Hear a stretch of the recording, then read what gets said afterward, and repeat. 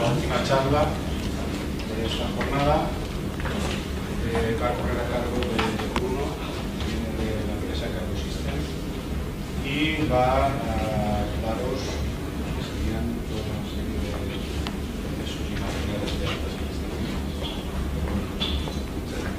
¿Cuáles son las ventajas del grafito? Se puede utilizar tanto para trabajos en seco como para trabajos en húmedo, es decir, puede ir lubricado o puede no ir lubricado.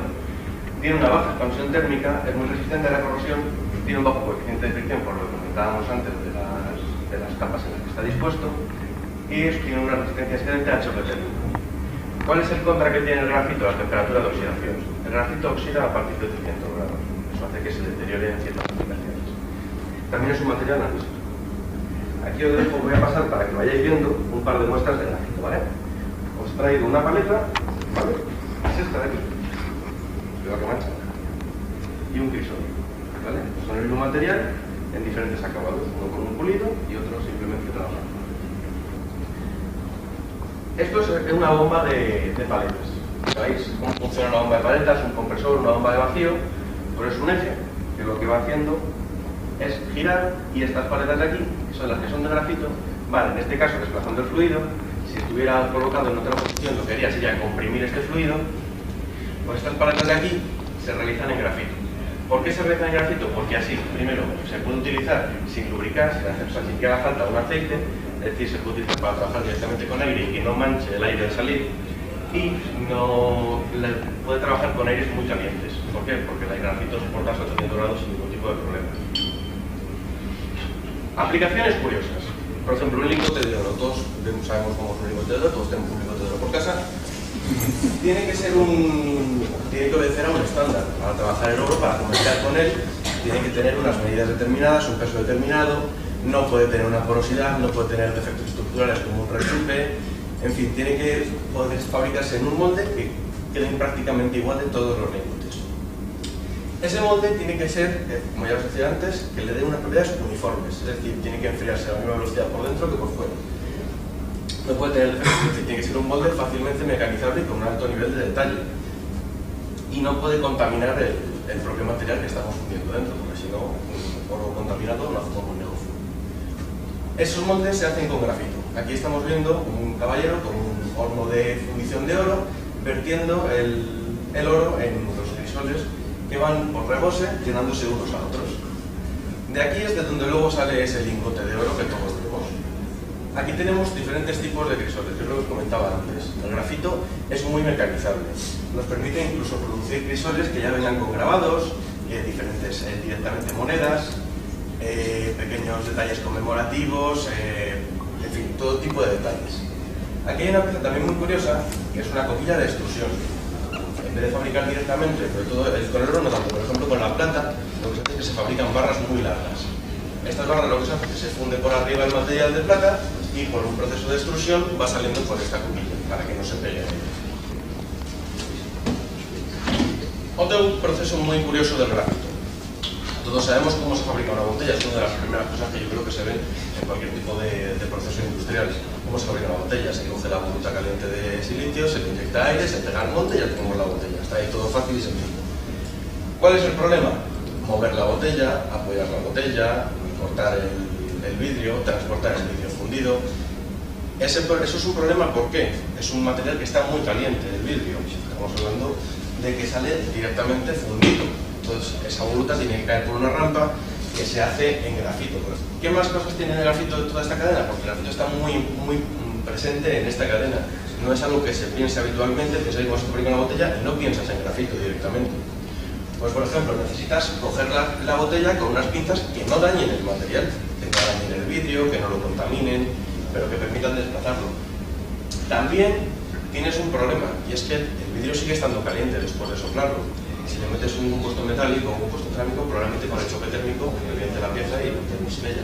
Por eso se utiliza grafito, porque tiene una resistencia muy buena al choque térmico.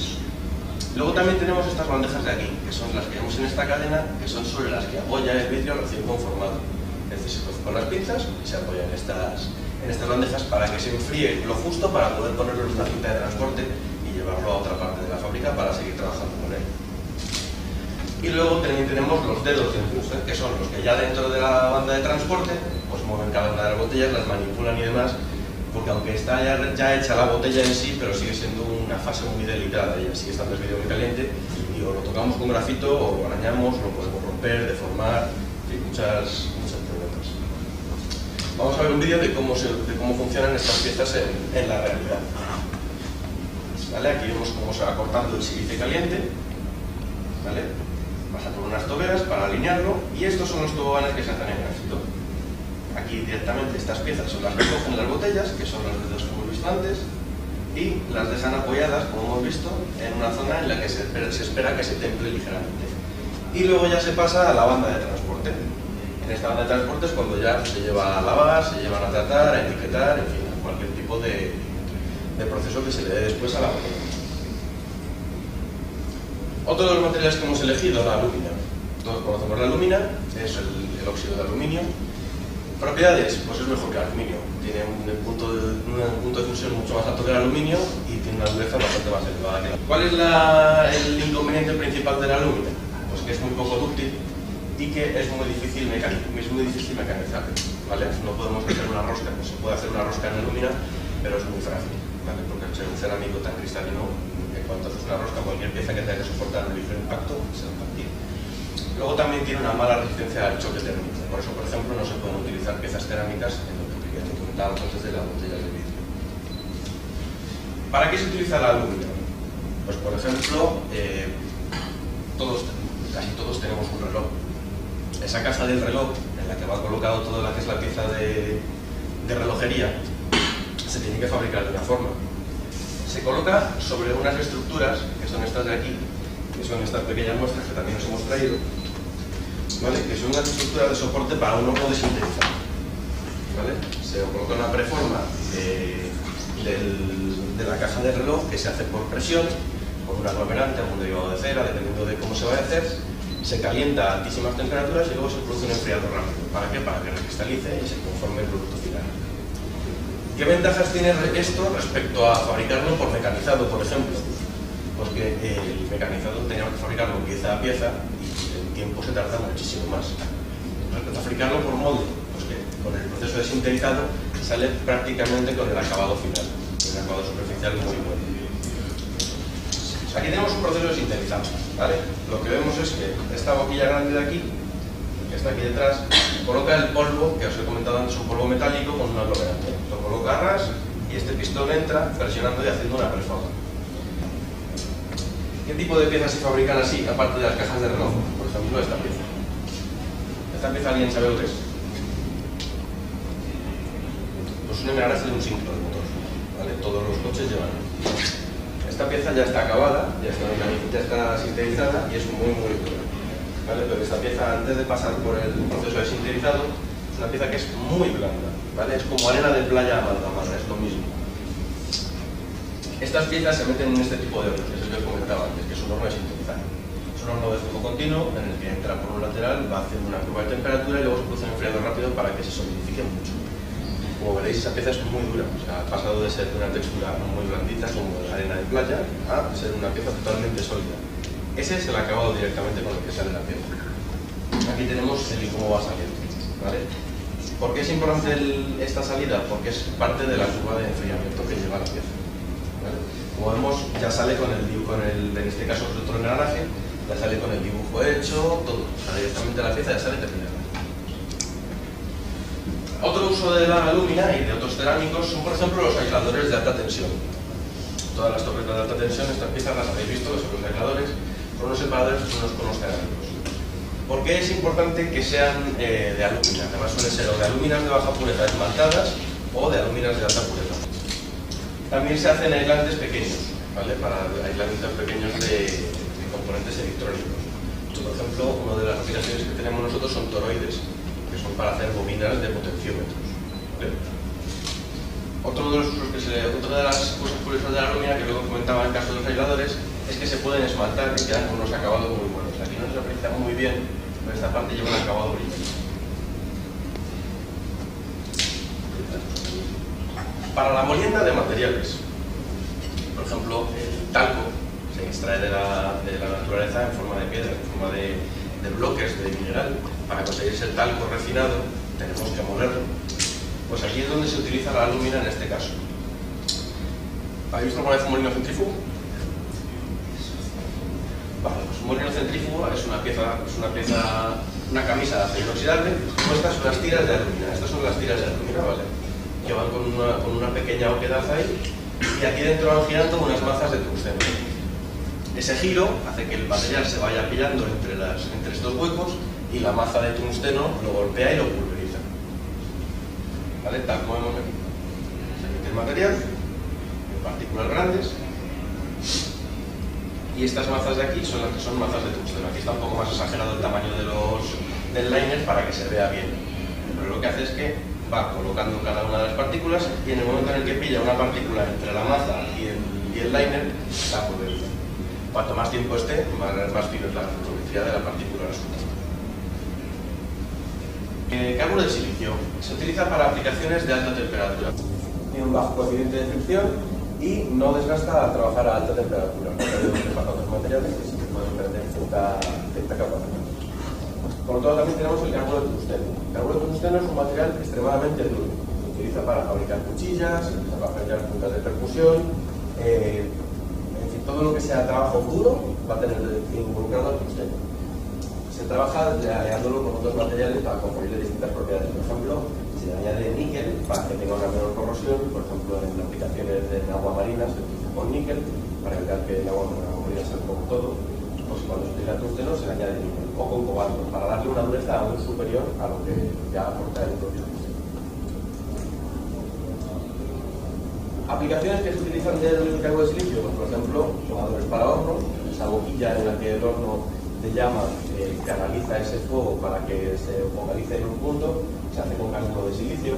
Casquillos para cierres mecánicos que llevan para interpretar los tuberías que, por ejemplo, llevan algún material muy caliente, que no podemos tener ninguna pérdida, que tiene que ser un cierre hermético. Aplicaciones curiosas, pues por ejemplo, estas son las mazas que os comentaba antes del liner del molino de centrífugo. Luego también tenemos la pintura. Todos conocemos la pintura, los diferentes tipos de pintura, pintura de casa, pintura de dedos, toda la pintura que hemos utilizado. Siempre es una pintura que está compuesta de dos cosas: una base plástica o acuosa, dependiendo del tipo de pintura, y un pigmento. Ese pigmento se extrae de moler materiales de diferentes colores: el óxido de hierro para el naranja, el azufre para el amarillo. Hay muchísimas, cada color tiene su propia formulación. ¿Qué pasa? Que este pigmento tiene que ser muy pequeño, tiene que tener una molienda de una granulometría muy pequeña. Porque cuando queremos pintar, por ejemplo, que es la aplicación más habitual, no queremos que se nos quede una capa con puntos de colores, queremos que quede un color uniforme. Pues tiene que estar bastante mezclado con esta base. Pues bien, este tipo de pigmento se muele con este tipo de molinos, ¿vale? Esto es un molino de rodamiento, es un molino de bolas. ¿Cómo funciona un molino de bolas? Una camisa metálica y un montón de bolas. Se pone a girar, se mete el material dentro, y el propio choque que hacen las bolas entre ellas pilla el material y lo pulveriza. Cuanto más tiempo está, más pequeña es la granulometría. La ventaja es que con esto se consigue una granulometría muy pequeña. Pues bien, estas camisas de aquí se hacen con carburo de tungsteno. Estas bolas de dentro son de óxido de circonio, que también es un material muy duro, ¿vale? Este tipo de molino suele llevar una espada dentro para mover más las bolas y que haya un mayor número de choques. A mayor número de choques, antes se mueve el material y de forma más pequeña. Pues, por ejemplo, una cosa muy curiosa de este tipo de molinos es que ese aspa se ha intentado hacer de muchísimos materiales duros, pero ese aspa al final se acaba rompiendo porque soporta una cantidad de impactos muy elevada. ¿Cuál ha sido la sorpresa? Que al hacerlo de un material mucho más blando es lo que ha conseguido que ese aspa aguante. Ese aspa actualmente se hace de caucho. O sea, que es algo que es bastante curioso. Esto es un molino de bolas funcionando con una tapa transparente para que veamos cómo va. Hay algunas partículas blancas que se pueden apreciar, que son las que van moliéndose dentro de esta piscina de rodamientos. ¿Vale? Aquí vemos los dos ejes que hacen que la camisa entera gire. Dentro vemos las bolas de óxido de circonio y dentro está el material que pulveriza.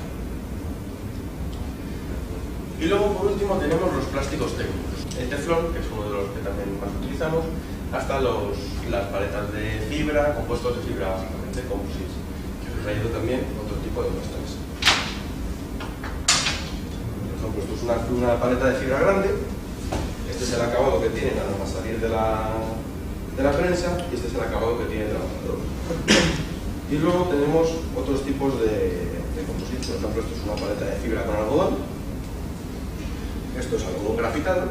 Lleva grafito para que se lubrique, que es lo que hablábamos antes del grafito. Y luego tenemos una paleta de fibra de vidrio y este material que es alamida. ¿Vale? La alamida es una fibra muy parecida al Kevlar, ¿vale? Es bastante resistente a la torsión, a la tracción y a la temperatura.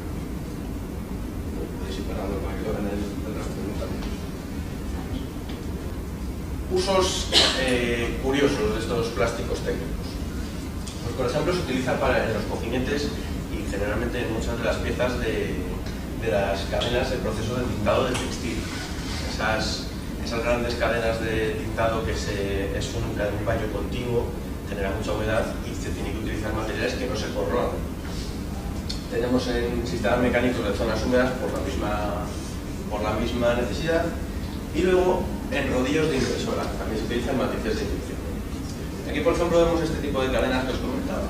¿Vale? De aquí se mete aquí la tela con los pigmentos que hemos visto antes y algún aditivo fijante, se calientan en agua hirviendo y se extraen, se dejan escurrir, pero todo este proceso que es el de sacado y colgado, toda esa parte mecánica que realizan engranajes, realizan motores y demás, se suele realizar en este tipo de materiales. ¿Pero por qué? Porque aquí está el agua hirviendo, cuando sale esto sigue estando bastante caliente. Estamos hablando de que puede tener una temperatura de entre 40 y 80 grados. Si tú a cualquier metal que utilices para esta maquinaria para transportar la tela pesada, la tela mojada, que es muy pesada, le metes en una cadena, en un ciclo en el que entra en inmersión en un líquido y aparte le das una temperatura, se va a corroer. O sea, es un material que no va a durar nada. Entonces se utiliza este tipo de material. Por ejemplo, aquí lo vemos, esta ya está colocándola, pues todo este tipo de los engranajes, sobre todo las pinzas que llevan, se realizan este tipo de materiales. En este caso, por ejemplo, es una plegadora de ropa, tubo de ropa de tela, que ya la ha escurrido y ya la está colocando. Entonces, los engranajes, los rodillos, se realizan este tipo de materiales. Aquí vemos exactamente cómo se dobla la tela para que quede directamente en un bloque y no tener ya que andar con un rodillo enorme transportando la tela por todas partes. Hasta aquí, hasta donde llegamos.